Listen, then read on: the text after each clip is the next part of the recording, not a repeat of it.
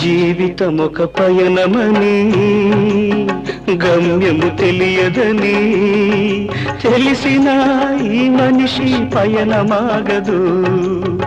జననం ధర్మమని మరణం కర్మమని తెలిసిన జనన మరణ చక్రమాగదు. మరణం తథ్యమని ఏ జీవికి తప్పదని తెలిసిన ఈ మనిషి తపనాగదు.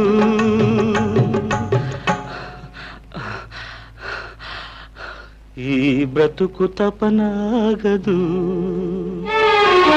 ఆగదు ఏ నిమిషము నీ కోసము, ఆగితే సాగదు ఈ లోకము. ముందుకు